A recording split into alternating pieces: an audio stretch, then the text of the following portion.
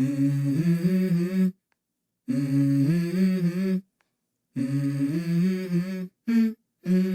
go.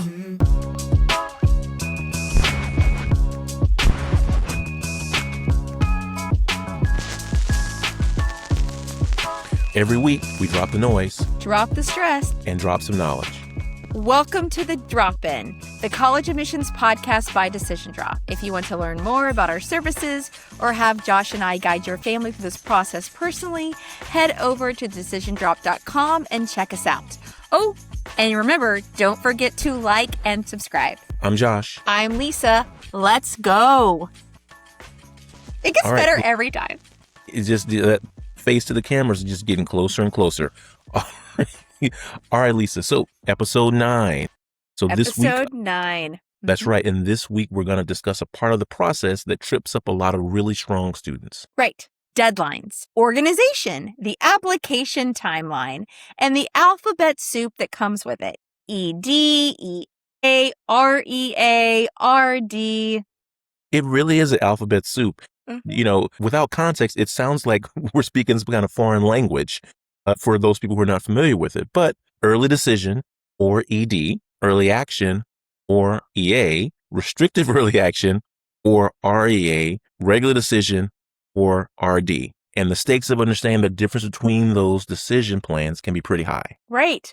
Because here's the thing that breaks my heart every single year. The most preventable tragedy in this entire process is a wonderful student who missed a deadline. Or even worse, a student who made a strategic decision they didn't truly understand and locked themselves into something they truly were not ready for. Yeah, so today we're doing 2 things. So first, we're going to demystify all these early options, and we're going to spend some real time on early decisions specifically because it's the one that families get wrong the most often.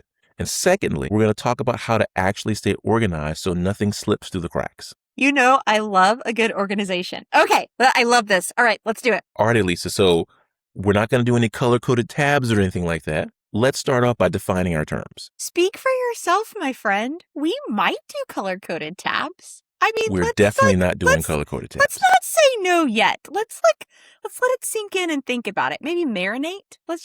While we do this podcast, let's marinate this. All right, so here we go. So regular decision. That's probably the best one to start with, Josh, because I think it's the simplest one, right? So if you apply by regular deadline, you usually, let's say the deadline is somewhere around January-ish. You hear back in the spring. But remember, y'all, every school is different. Here is where our favorite word comes back again. It depends. So be sure to check deadlines and websites of every school that you're going to apply to. And regular decision, good thing is there's no strings attached. So you can apply to as many schools, RD, that you want to. So early action is early and non-binding. So you apply earlier, usually by November 1st. You hear back earlier, usually mid-December or January. And, okay, this is the key. You are not committed to anything. So if your early action school admits you, yay, do a happy dance, but you still have until the spring, usually May 1st, to decide if you'd like to go to that school. You can compare offers. You can weigh financial aid packages.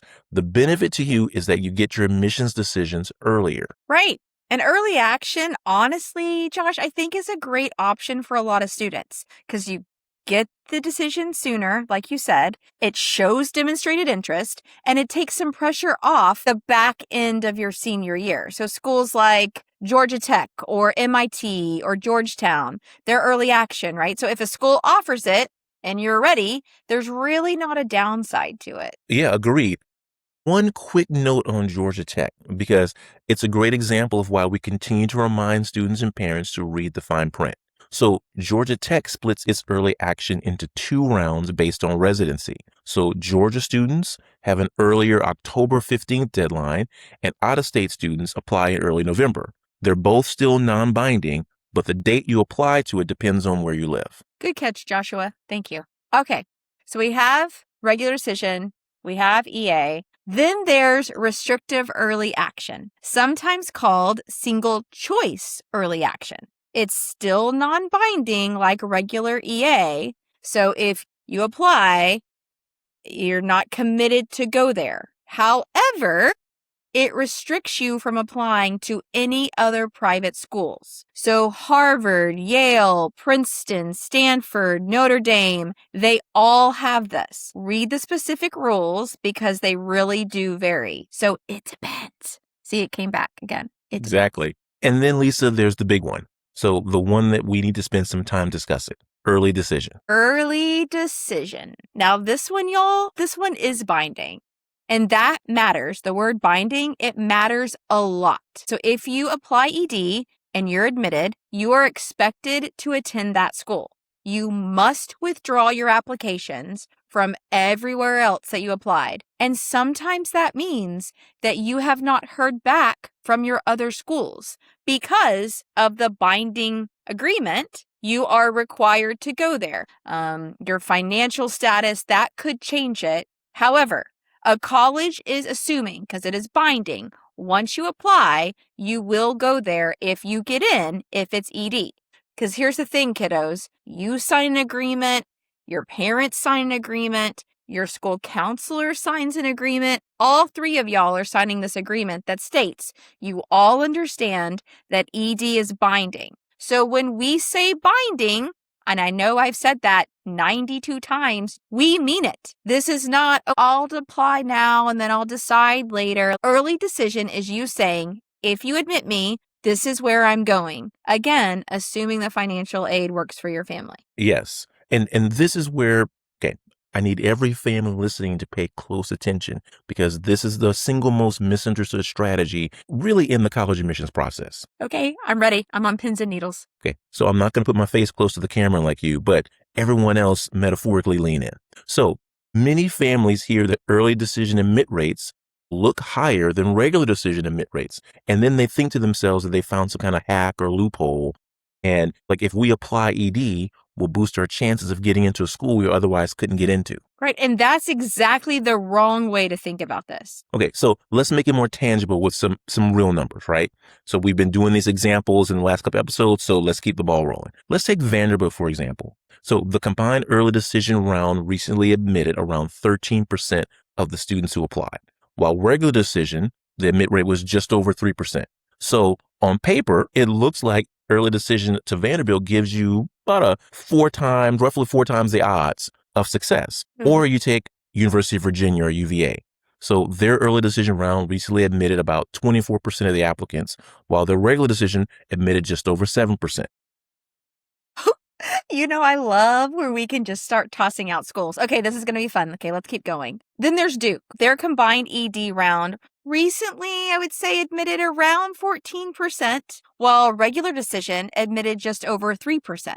But then you have Northwestern, right? Their combined ED was about 19% of applicants, while the regular decision admitted was around 7%.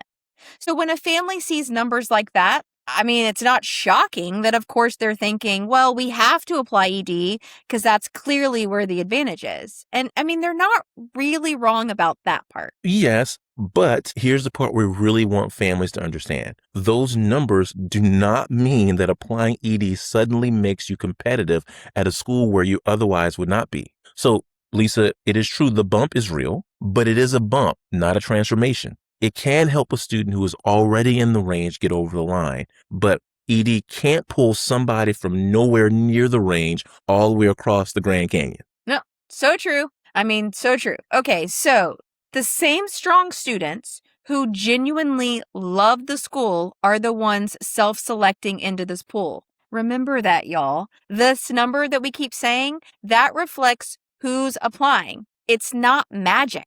And here's the other piece, and it might be the most important thing that we say today. You have to love the school if you're going to apply ED. Yeah, like all caps, bolded, underlined, huge font love. Like love, like full stop, love. Because it is binding. Remember, if you get in, you're going. So this cannot be the school that you are lukewarm about. It cannot be a school that you picked because the rankings told you to do so, or because you had the best ED odds, or because your best friend goes there. Yeah. So it has to be the school where if you got the acceptance tonight, for example, you would be genuinely thrilled. No hesitation. No, well, let me see what else comes in.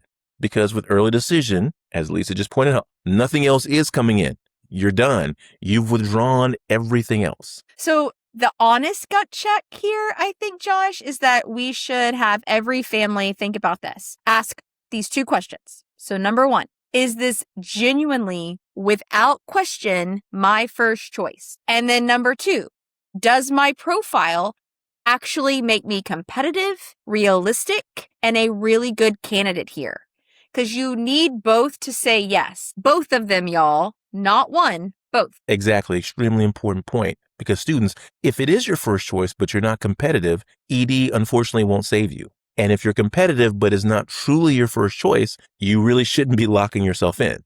It's only when both are true, as Lisa pointed out, that early decision becomes the powerful tool it's actually designed to be. And there's another just little wrinkle worth knowing about. So a lot of schools now offer 2 rounds of binding early decision. We sort of alluded to it when we were talking about these combined rounds of early decision. So schools like Vanderbilt, Washington University in St. Louis, Johns Hopkins, and UChicago, they all have an early decision 1 deadline, which is around November 1st, and they have an early decision 2 deadline, usually in early January. So early decision 2, or ED2, is still fully binding. It's just a later chance to make that same first choice commitment, which could be perfect for a student who got deferred or denied somewhere else in December, and they have a clear second favorite that they truly love. And here's one more piece that the families truly cannot skip. So here's another thing to lean in on. The financial piece. This is huge because early decision, again, binding, you are committed to attend before you get to compare financial aid packages from other schools. So you lose that leverage entirely. Right. So before any family signs an ED agreement, we would recommend that you run the school's net price calculator, have the honest money conversation with your student, and make sure that if the aid comes back at the expected level, this is genuinely affordable. There is a financial aid escape clause in ED agreements if the aid truly doesn't make it workable, but you don't want to be relying on that. I've been in several of those conversations with students and parents before. It gets awkward, it gets uncomfortable.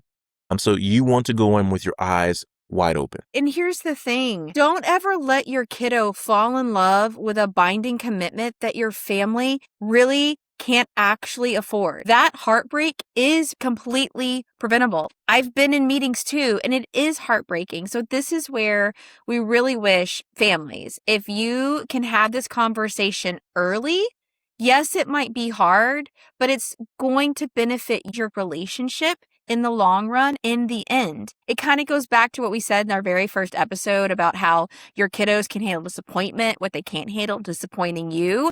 This is the same thing. Have this conversation early with your kiddos. It's going to help them set themselves up for success and not failure. Yeah, those preventable early conversations are super important. And I always encourage families, have that clear-eyed conversation first before making any decisions. I mean, that's truly the whole episode that we're talking about right now, Josh.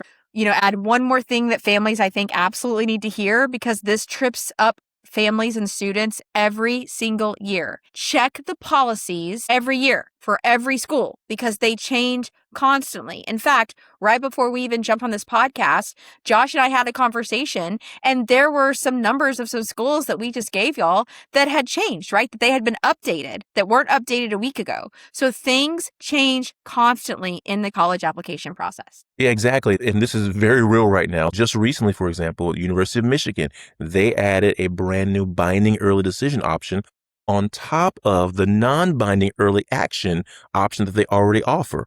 So Michigan now offers both, which means when a student says, I'm applying early to Michigan, that suddenly means 2 very different things depending on what plan they're picking.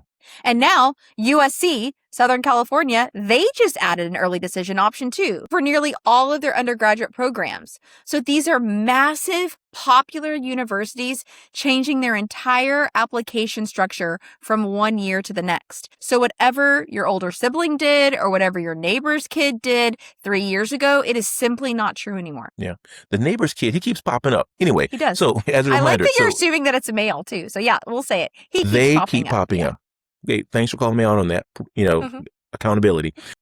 So again, check the school's admissions page, every school, every year. So don't rely on old information for a decision that's this important. So now let's shift to the second half. So we've talked about the alphabet soup. We've gone through all of the language that it is. So now let's talk about if you were to apply to these schools and miss the deadline, it's not going to help you anyway. So we need to come up with a strategy. Right. So I want to say something reassuring to students' parents here. Staying organized in this process is not about being a naturally organized person. So parents, if you're like, but my kid's room is, some of the most scattered students that we've worked with, we know those kids who've run pretty organized application seasons because they built a system that worked for them, not because they were born with a calendar app open in their hand. And this is the part of the podcast that I love because I love a student who is proactive because it's better than being reactive. So let's talk about a system. Let's give concrete advice and examples here. So step 1, you want to build a master spreadsheet. And I get so excited. So we're going to build It can be color-coded. See how we circled back? Okay, it can be color-coded. So you have a master spreadsheet and every single school on your list gets a row on this spreadsheet. And then the columns, you should have like every date for requirements and deadlines. So the schools, then you have requirements and deadlines. Exactly. So application deadline, application type. So ED, EA, RD for that specific school, whether the school requires supplements and how many, teacher recommendations needed if they do, testing requirements, financial aid deadlines, which are often different from the admission deadline. And sometimes students can forget those and they fall through the cracks. And a status column, so you can see at a glance what's done and what still needs to be done. Right. And so I want to flag the financial aid deadline one more time, like Josh said, because this is the one mistake that can get really expensive, y'all. Because a student can hit an admissions deadline, like Josh said, perfectly fine, can get admitted, and then they realized they missed the FAFSA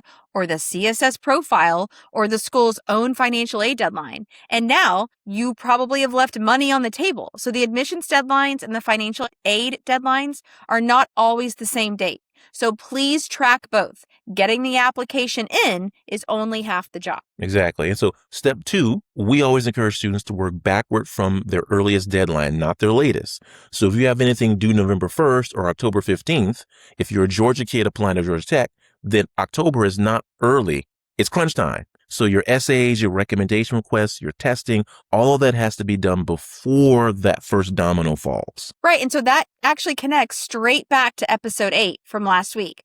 Look at us, Joshua. We are circling back again. Making connections. Okay, so if you're going to ask for recommendation letters, of course, you're going to ask for them, or you did ask for them in spring of your junior year, right? Because your teachers, if you think about it, they need weeks, not days, like we talked about last week. The organized student is not scrambling in October, y'all. They have set this up months ago. Exactly. And so step 3, and this is the one that families underestimate, build in buffer time. Students, listen up. Trust me. The last place you want to be is trying to submit an application at 11:58 p.m. the day it's due. Because y'all, this is something good to remember. And I'm going to dare say this should be our next hashtag or a t-shirt, Josh. So keep that in mind. There is no such thing as a college counseling emergency because colleges were very upfront in giving you their deadlines. So, let's be honest, living here in Florida, we have had a few hurricanes, natural disasters, Houston as well. There are things like that that are exceptions to rules. But for the most part, y'all, colleges have set deadlines months and months ahead of time. So please do not wait until 11:58 because portals crash, Wi-Fi goes down. The Common App, I know this is going to be a shocker, has been known to be a slow crawl around deadline nights. Because think about it, hundreds of thousands of students are all submitting at one time. So give yourself a buffer of days, not minutes. Exactly. And so we always encourage students to aim to submit 2 or 3 days earlier. So every single time.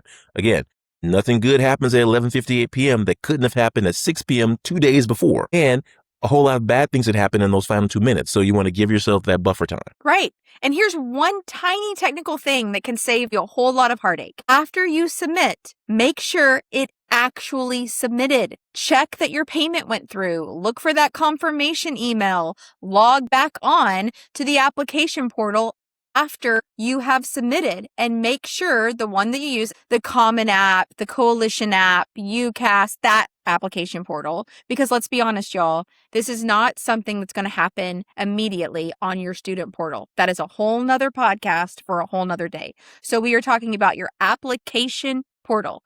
So go back in, check those, and make sure it says it actually submitted. Do not just assume, oh my gosh, I did it. Immediately shut your laptop, which Josh and I have seen students do multiple times, and just be assured that everything worked. You're like, oh, okay, yeah, I thought I submitted it. Really, y'all? That is not a sentence, I thought I submitted it, that anybody wants to hear in December when you're going back and checking all of your applications. Exactly. And one last thing. Keep track of your logins. So students, you're going to create accounts on the Common App, as Lisa mentioned, UCAS, individual school portals, on financial aid systems, on testing sites. Write them down in a secure place. So whether you have an app on your phone, if you're old school and you like to keep a journal somewhere, whatever works for you, make sure you write them down, because the number of hours that families lose to forgotten passwords and resetting things and waiting for emails that maybe do or don't come when you reset it in the middle of the application season, it's genuinely staggering. Is this glamorous advice that Josh and I are giving you right now? Absolutely not. But let us tell you something. A spreadsheet and a password list have probably saved more applications from disasters than half of the admissions strategy you are going to hear out there right now on your algorithms, on TikTok and on Facebook and Instagram. We promise you spreadsheets and passwords lists are it. That is the best advice. Hey man, sometimes boring and simple makes things go. True. True. All right, Lisa. So hot take or hard truth time. So why don't you start us off? Okay. Here is mine. And honestly, I think the whole episode can be summed up in this one sentence. Early decision is a commitment. It is not a hack. If you're applying ED because you think it is a secret way to game the admit rate, or instead of being genuinely in love with the school and you're not a competitive applicant there, y'all, that's not a strategy, because ED can be a powerful tool, but it has to be the right tool for the right student for the right reasons. Do not treat this like a cheat code. Yeah, that's it. And I'm a little frustrated. You mean to tell me that this podcast could have been one sentence? We've been sitting here talking about all this stuff and you've been holding on to this whole time? Yes, I do. Anyway, okay, so my hot take. Students and parents, respect the organizational system that you build. So we have watched genuinely brilliant kids who would have been admitted to certain schools, miss out because of a blown deadline, a portal they didn't check, a financial aid form they didn't know existed. Talent doesn't get you extensions. Organization is not boring. It is an important part of the process. Organization is what protects everything else, students, that you've been working for. Right. So the spreadsheet, it's not beneath you. The spreadsheet is your best friend. Ooh, that could be another t-shirt. Right, the spreadsheet is pretty much undefeated. Let's be honest. It is. It is. It is. Or a sticker.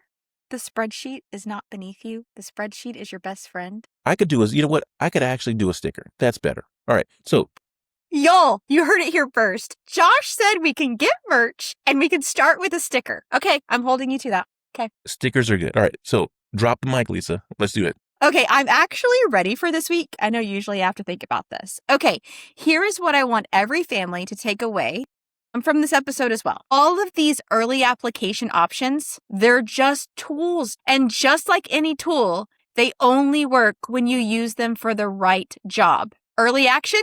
Great. You get early answers if you're ready. Early decision? Only if the school is genuinely your first choice and you actually are a competitive applicant there. And only if the financial piece makes sense for your family. Do not use ED as a shortcut. Do not use it because you think it can somehow make up for a profile that's not competitive. And please do not bind yourself to a school that you do not absolutely love just because you think the admit rate looks better. And underneath all of this, kiddos, respect the calendar, build the spreadsheet, work backwards from deadlines, submit early, because a great student who missed a deadline might be one of the saddest sentences you can hear in college admissions. And it's also the most avoidable one. And my final thought for students for this week. So the difference between a stressful application season and a calm one is almost never talent. It comes down to whether you built the system early or whether you let the deadlines control you. So the students who struggle in the fall aren't the ones who weren't smart enough. They're the ones who were doing everything at the last minute, writing their essay, chasing that recommendation letter, figuring out the financial aid form, all in the same panicked week. And the students who sail through, they're not superhuman. They just started early. They wrote it all down and they worked backward from that first deadline. So wherever you are right now, this is your reminder. The calm version of this process is available to you. It's not about being the most talented kid in the room. It's about building the system now, trusting it, and letting it carry you when things get super busy. Set it up early. Trust me, your future self will be extremely grateful that you did. Right. So build the system now. Respect the deadlines. But most importantly, love where you land. Love. Bold it. All caps. All caps. Underline. Full stop. See? Ooh, I like that. We shared a brain. Sorry about that. All right, Lisa. So before we get out of here, so next week on Drop In, students, you've submitted. The applications are in. And now comes, I would say, arguably the hardest part of the process. The waiting. I think waiting is hard for anything that you do in life. So what do you actually do after you've turned it in and during that lag time? Because here's the thing. There's more within your control than you think. So from mid-year reports to demonstrated interest to keeping your senioritis in check. And let's be honest, this might be my hot take for next week, so you're hearing it here early. Speaking of senioritis, you're not going to get it. No one needs to get senioritis. So we are volunteering you right now, you're not getting that. That's right. Because students, how you handle the waiting game, it really does matter. And it's not just by sitting by the mailbox or constantly checking your email or your applicant portal. Right, because trust us, this part matters more than you think. Like Josh said, knowing what to do while you wait can save you a whole lot of stress between now and March. Remember, we're Decision Drop, making your college journey collaborative, simple, but most importantly, yours. And if you want us to help your kiddo build that timeline, make that smart early application call, or even make sure they never lose a deadline to a crashed portal at 11:58, head to decisiondrop.com and check us out. Thanks for dropping in. Please remember to like and subscribe. See y'all next week. Bye.